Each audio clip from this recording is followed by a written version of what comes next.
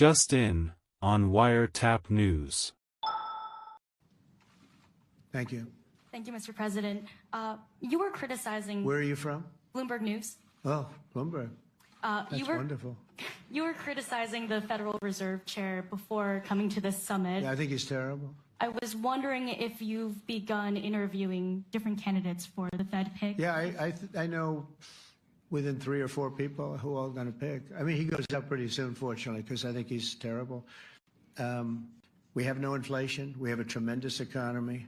Hundreds of billions of dollars of tariff money is pouring in. Factories are being built because they don't want to pay the tariffs, so they're building them all over the country.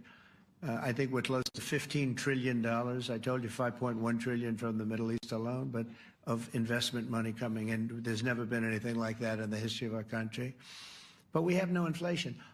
And we have borrowing because Biden, stupidly, they did short-term debt. So we have borrowing coming up. And, you know, we'll go 10 years, maybe longer, maybe shorter, but we'll go a long period of time when we do the debt. And because of him, because of this guy, we will have to pay for years. We'll be paying for him. And I said to him, listen, there's no inflation.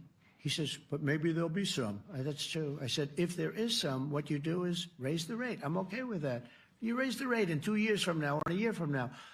But because the rate's high, we have to pay more for debt. It's pretty equal. In other words, if it's 4%, it's 4%. If you drop it a point, you'll pay 3%. So it's fairly equal, not necessarily, but fairly equal. So we're going to end up paying maybe 2 points or 3 points more. 3 points would be about $900 billion a year because of this very average mentally person. He's an average mentally person. I'd say low in terms of what he does, low. Low IQ for what he does, okay? Wait, so instead of paying $900 billion, we don't want to pay 900 just because he doesn't want to lower the rate. I said, if there's inflation in 2 years or 3 years or 1 year from now, you raise the rate and you take care of the inflation, among other things.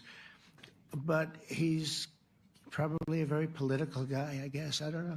I think he's a very stupid person, actually. All right, one more. Let's go. How about